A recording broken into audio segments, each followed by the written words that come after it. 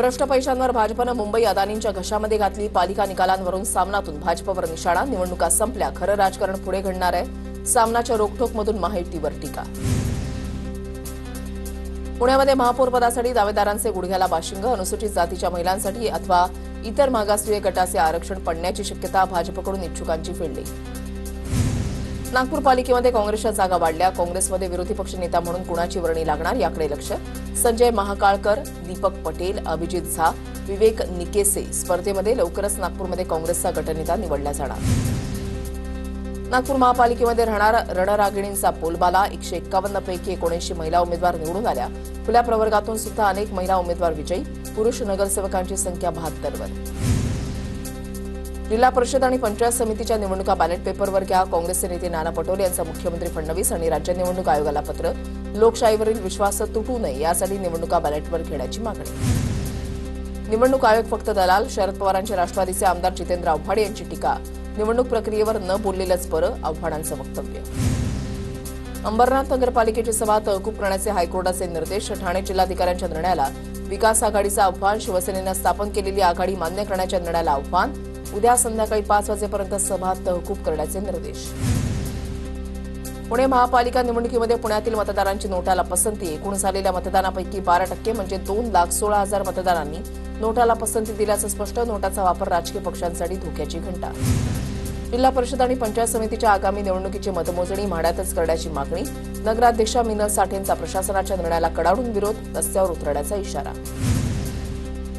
कराड नगरपालिकेच्या स्वीकृत नगरसेवकपदी नरेंद्र लिबे, जयंत काका पाटील आणि भाजपचे सुहास जगताप यांची बिनविरोध निवड. नगराध्यक्ष राजेंद्रसिंह यादव यांनी केलं अभिनंदन. परभणीमध्ये एका व्यक्तीचा न्यायाधीशांवर हल्ल्याचा प्रयत्न. निकाल विरोधात दिला म्हणून हल्ला करण्याचा प्रयत्न. आरोपी पोलिसांच्या ताब्यात. मुंबई पोलीस दलामधील अधिकारी आणि कर्मचाऱ्यांसाठी मुंबई पोलीस हाऊसिंग टाउनशिप प्रकल्प राबवला जाणार. काल झालेल्या राज्य मंत्रिमंडळाच्या बैठकीमध्ये प्रकल्पाला मंजुरी. प्रकल्पामध्ये 40 ते 45 हजार शासकीय घरं उपलब्ध करण्याचा मानस. मुंबईमध्ये मध्य रेल्वेवर आज मेगा ब्लॉक दरम्यान सीएसएमटी ते विद्याविहार अप डाऊन धीम्या मार्गावर ब्लॉक. सकाळी 10:55 ते दुपारी 3:55 दरम्यान ब्लॉक असणार. हार्बर मार्गावर पनवेल ते वाशी दरम्यान असणार ब्लॉक. अटल सेतूवर आणखी वर्षभर 250 रुपये टोल आकारला जाणार. अटल सेतूवर विद्युत वाहनांना टोलमधून सूट. वाहनधारकांना दिलासा. काल झालेल्या मंत्रिमंडळ बैठकीमध्ये निर्णय. भाजप नेते आणि माजी मंत्री राज पुरोहित यांचं निधन. मुंबईमधल्या रुग्णालयामध्ये रात्री अखेरचा श्वास घेतला. गोंदियामध्ये रेतीची तस्करी करणाऱ्या दोघांना अटक. वाहनासह रेती असा 10,07,000चा मुद्देमाल जप्त. येरंडी देवी ते बागटी रस्त्यावर कारवाई.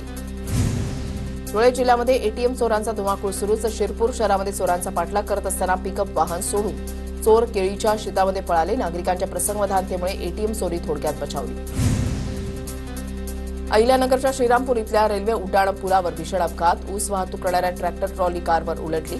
अपघातामध्ये कोणतीही जीवितहानी नाही, मात्र कारचं मोठं नुकसान.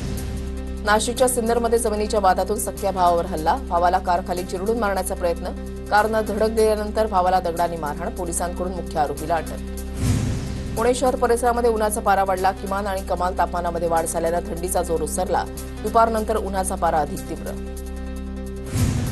माढाच्या कोकण मंडळामधील वसाहती गाळेधारक भूखंडधारकांकडे भूभाडे आणि सेवा शुल्काचे 25 कोटी रुपये थकीत. शुल्क वसूल करण्यासाठी प्रत्यक्ष वसाहतीमध्ये जात थकबाकी वसूल करण्याचे माढाच्या कोकण मंडळाचे मुख्याधिकाऱ्यांचे आदेश.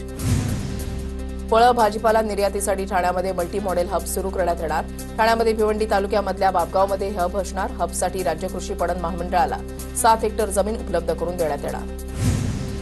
एल्फिस्टन पुलाच्या पाडकामाला गती. पुढील 2 महिन्यामध्ये पुलाचा सांगाडा हटवण्यात येणार. त्यानंतर नवीन पूल उभारणीचं काम हाती घेतलं जाणार. पूल उभारणीचं काम सप्टेंबरपर्यंत पूर्ण करण्याचं उद्दिष्ट. मुंबईतील काही भागात मंगळवार ते गुरुवारपर्यंत कमी दाबानं पाणीपुरवठा होणार. जी उत्तर दादर, के पूर्व अंधेरी, एस भांडूप, एच पूर्व वांद्रे आणि एन घाटकोपरमध्ये परिणाम जाणवणार. जलवाहिनी जोडणीच्या कामामुळे पाणीपुरवठ्यावर परिणाम होणार.